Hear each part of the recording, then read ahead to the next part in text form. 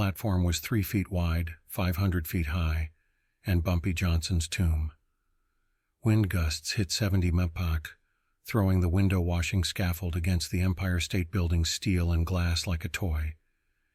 Each impact cracked the platform's metal supports. Lightning turned the building into a conductor, sending electrical surges through every cable.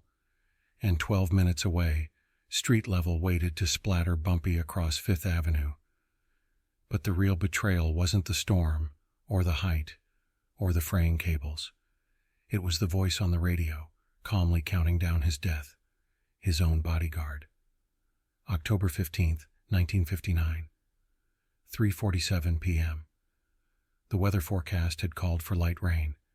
Instead, Manhattan was being pummeled by the worst storm to hit New York in 30 years. Wind speeds reached 80 miles per hour. Lightning struck every skyscraper like artillery fire, and somewhere in the chaos, the Italian families saw an opportunity to eliminate their most dangerous enemy.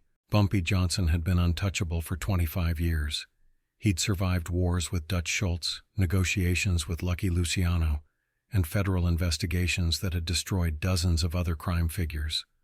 But by 1959, his intelligence network had become too effective, his influence too widespread.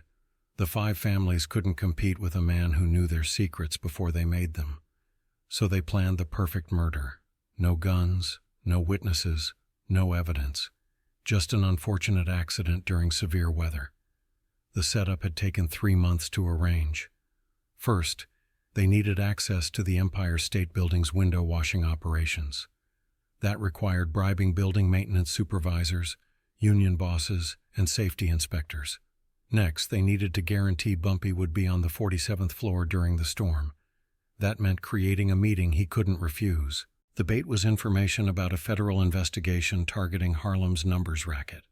Anthony "Big Tony" Accardo claimed he had inside knowledge from corrupt FBI agents about planned raids and arrests. The meeting was set for 4 p.m. on the 47th floor, in an office supposedly rented by a legitimate textile company. But the most crucial element of the plan was Marcus "Shield" Williams, Bumpy's bodyguard for the past 5 years. Marcus had earned his nickname by taking bullets for other people. He'd been shot 4 times protecting Bumpy, stabbed twice, and beaten unconscious by police who thought killing the bodyguard would send a message to the boss. Marcus was loyal, fearless, and absolutely trusted. He was also drowning in gambling debts to loan sharks who worked for the Genovese family. The approach had been subtle. No direct threats, no obvious pressure, just a gradual increase in Marcus's debt until he owed $50,000 to people who collected with blowtorches and power tools. When the Genovese representatives finally made their offer, it seemed like salvation. "One job," they told Marcus. "Get Bumpy to the Empire State Building during the storm. Make sure he's alone on the 47th floor. Walk away when we give the signal. Your debt disappears, plus $50,000 cash." Marcus had tried to convince himself he wasn't betraying Bumpy. He was just getting him to a meeting. Whatever happened after that wasn't his responsibility. It was survival, not betrayal. October 15th, 3:52 p.m. The elevator to the 47th floor felt like a coffin rising toward heaven. Bumpy stood calmly, reading intelligence reports while Marcus counted down his final moments of loyalty. The building swayed in the wind. Outside the elevator's small window, lightning illuminated the storm-darkened city. "Rough weather for a meeting," Bumpy observed. "Yeah," Marcus replied, his voice tight. "Maybe we should reschedule." Bumpy looked at him directly. "Marcus, you feeling all right? You've been nervous all week." For a moment, Marcus almost confessed everything, almost told Bumpy about the debt, the threats, the impossible choice between loyalty and survival.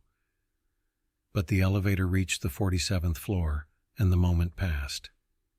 The textile office was empty except for cleaning equipment and window washing gear. No meeting, no federal intelligence, just maintenance scaffolding hanging outside the windows, swaying in the storm. "Looks like your contact didn't show," Bumpy said, but there was suspicion in his voice now. That's when Marcus realized the full scope of the trap. This wasn't about getting Bumpy to a meeting. It was about getting him onto the window washing platform. The accidental death would happen outside the building, 500 feet above the street where no one could interfere. "Boss," Marcus said quietly, "we need to leave. Now." But it was too late. The office door slammed shut, locked from outside by men who'd been waiting in the stairwell. The only exit was through the windows, onto the platform that would become Bumpy's execution chamber. Anthony Accardo's voice came through Marcus's hidden radio earpiece. "Get him on the platform. You've got 5 minutes before building security checks this floor." Bumpy walked to the window, looking down at the street far below. Rain hammered the glass.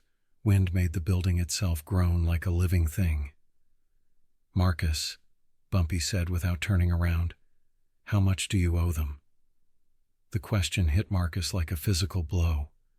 After 5 years together, Bumpy had read the situation perfectly. The nervous behavior, the mysterious meeting, the empty office, it all pointed to one conclusion.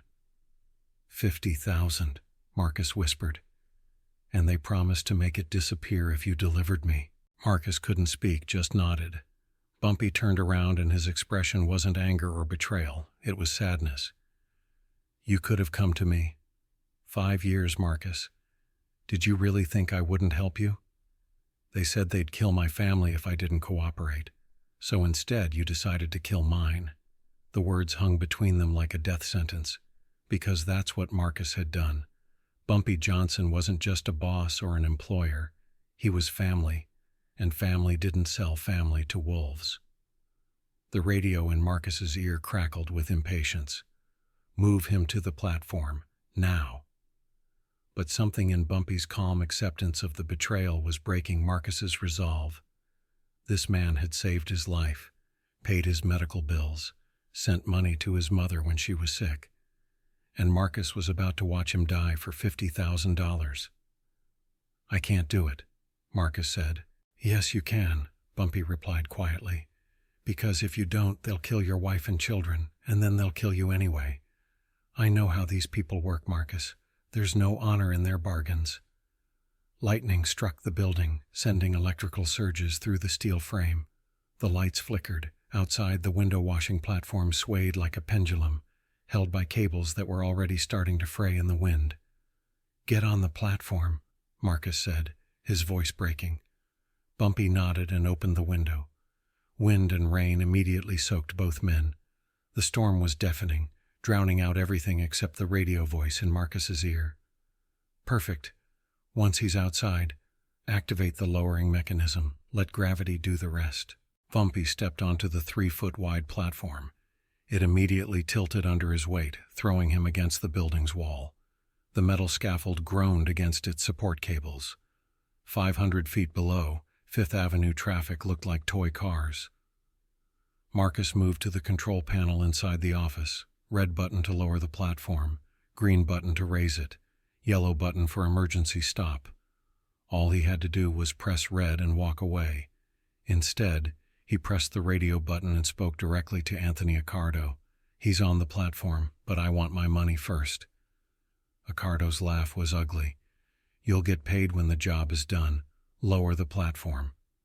Money first, or I bring him back inside."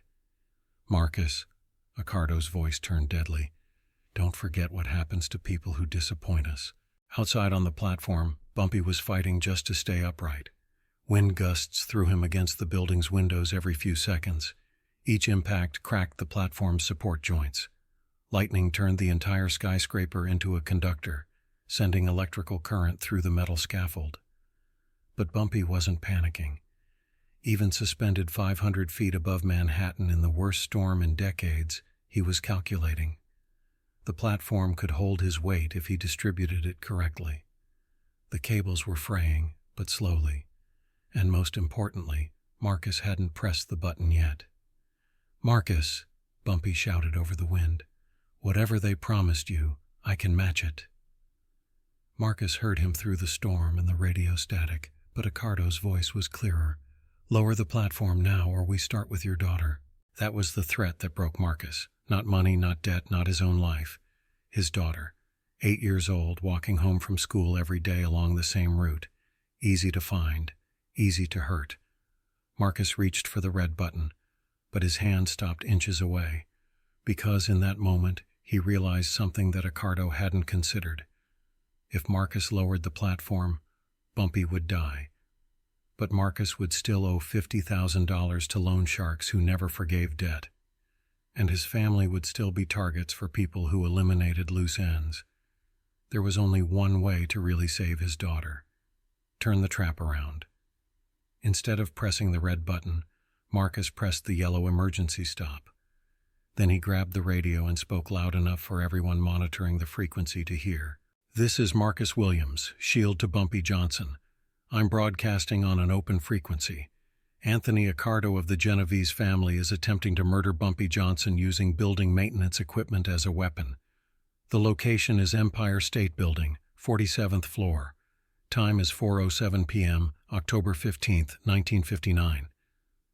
The radio exploded with panicked voices, Accardo screaming threats, other voices demanding to know who was listening, federal agents who monitored mob frequencies suddenly paying attention to what sounded like a murder confession. But Marcus wasn't finished. He pressed the green button. The platform began rising, slowly pulling Bumpy back toward the window. Outside, Bumpy felt the scaffold moving upward and understood immediately. Marcus had made his choice. Not money over loyalty. Loyalty over fear. 4:12 p.m. Bumpy climbed through the window back into the office, soaked and shaking but alive. Marcus stood at the control panel, still holding the radio, knowing he'd just signed his own death warrant. "They'll come for you," Bumpy said. "I know. They'll come for your family. I know that too." Bumpy walked to the phone and dialed a number from memory. "This is Bumpy Johnson. I need immediate protection for Marcus Williams and his family. Full package. Tonight." Within 2 hours, Marcus's wife and daughter were in a safe house guarded by men who worked for Bumpy. Within a week, they were living in Chicago under new names with legitimate jobs and a clean start. Anthony Accardo wasn't as fortunate. The radio broadcast Marcus had made was picked up by 3 federal surveillance teams. The FBI had recordings of mob figures confessing to attempted murder. Accardo was arrested on October 17th and sentenced to 20 years in federal prison. The other Genovese operatives who'd planned the operation faced similar fates, not because Bumpy hunted them down, but because their own recorded voices had convicted them. Marcus Williams never worked as a bodyguard again. Bumpy gave him a legitimate job running a small construction company in Chicago. The debt that had started everything was paid off by Bumpy personally, with a clear message to the loan sharks. Marcus Williams was under permanent protection. The Empire State Building installed new safety protocols for window washing operations after the incident. Platforms could no longer be operated during severe weather.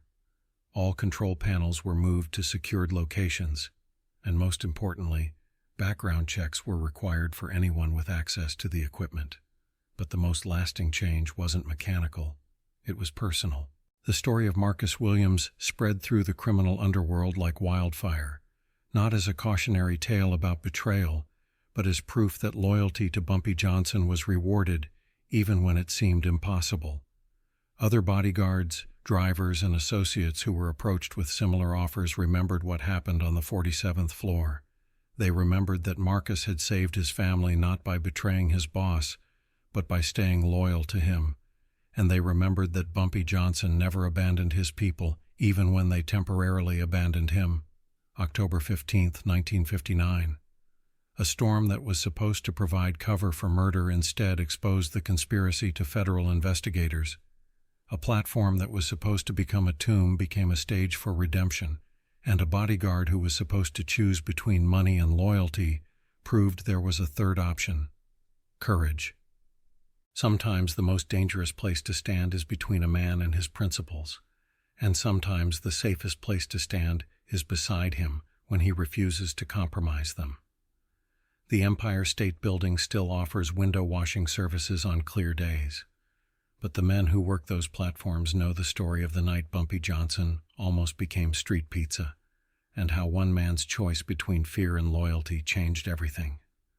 Respect isn't earned through perfection. it's earned through redemption.